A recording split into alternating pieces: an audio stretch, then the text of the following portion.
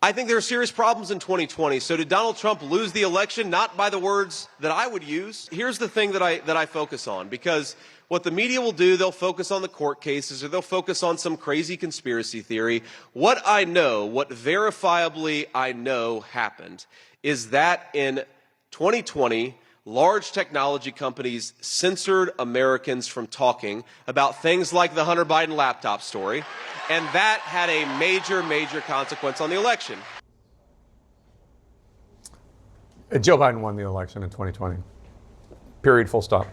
Republican vice presidential candidate J.D. Vance this afternoon telling a rally crowd what you heard him say there about Trump not losing the 2020 election, or not in the words he would use. Of course, we know the facts. Trump lost in 2020, and the moon is not made of green cheese. Let's get a reaction now from Democratic Congressman Pat Ryan of New York. Congressman, I know you want to talk about something else, but before we get to that topic, what do you make of these comments from J.D. Vance?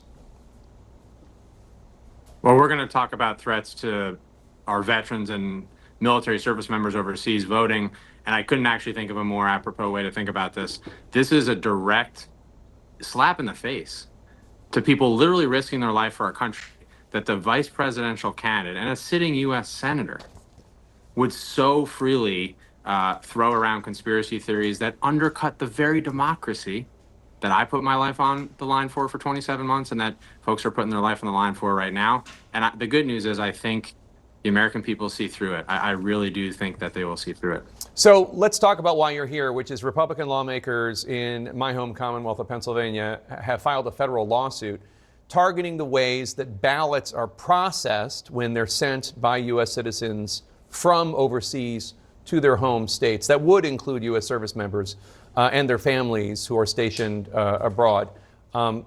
These lawmakers, these Pennsylvania lawmakers, claim that election officials are not doing enough to vet those voters and that their ballots should be set aside for further verification. You posted on Twitter or X, quote, "I voted from Iraq in 2008. It was during my second combat tour. I'll be damned if I'm going to let a bunch of traitors stop our troops from voting." Before we get into the substance of this, who are these traitors you're talking about? Well, we need to name them and shame them. This is 6 Republican House members, one of whom's actually a veteran himself, who filed a completely baseless, conspiracy theory-laced lawsuit to directly disenfranchise military service members overseas, their families, and many, many other Americans who are absolutely constitutionally allowed the right and provided the right to vote. And there's a bunch of technical jargon in all the legalese of this, but this is a direct threat to the voting rights of the people who are literally risking their lives to protect voting rights for their fellow Americans. And every single person across the country needs to know this, and we have to stop this kind of really dangerous action. And it's unprecedented. This challenge has never been presented, and to do it 3 weeks out here is it's beyond the pale. When you voted, when you were deployed, what kind of processes were in place to verify your identity? Well, I was in Mosul, Iraq, in one of the most dangerous parts of the country at one of the most dangerous times of the war. So it's not like folks were just showing up there. The fact that I was a Army captain at the time, assigned to my unit, there's actually a voting officer assigned to each unit who processes all those absentee ballots, who makes sure that all the rules and procedures are followed. This has been happening actually going back to the Civil War, when Abraham Lincoln fought to ensure that those fighting for the Union could actually vote as citizens of the Union. And so this is something that's a well-worn path, and to challenge it at this time, I think it's clear what they're doing here, which is laying the groundwork for election denial efforts 2.0 on steroids, and to do it on the back of my fellow veterans and military service members is just, it's disgraceful.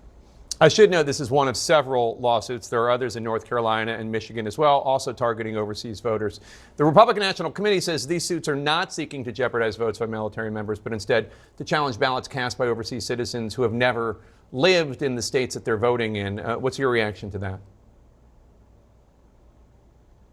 We have seen them now, since the emergence of Trump, find lawyers, fly-by-night lawyers from Giuliani and the rest of the crew, who will make up just straight up false accusations, to make up the law, and then to present these cases. And that's exactly what they're doing here. And now we've seen Donald Trump co-opt what used to be the Republican Party. Not that I agreed with everything they stood for, but it was a party grounded in a common agreement of our democracy and that every American has the right to vote. This has never been challenged before, and I'm confident the courts will overturn this.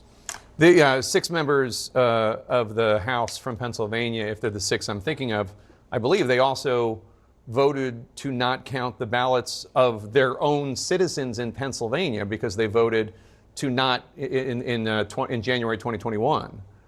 They didn't even. I mean, so if they don't even want the ballots of their own constituents counted, well, why would they want those of overseas Americans, veterans or not, counted? Yeah, and look, you used a word that's a serious word that I don't throw around lightly, which is the word traitor. All 6 of them were part of this election denial effort on January 6th of 2021, something that I think, again, is an insult to all who have served, especially those that gave their lives, my brothers and sisters in arms. And the fact that they're still members of Congress after that, by the way, I think is deeply problematic, and there's more of them now. And then they're going to escalate even further here. We are not going to let them get away with this, though. And I think, and I appreciate you covering it, Jake, because the American people need to know this kind of stuff is happening. Because when I talk to folks, and veterans in my district have raised this concern to me, rightly so, it's almost, it's shocking that they would be so brazen in this attempt to disenfranchise service members.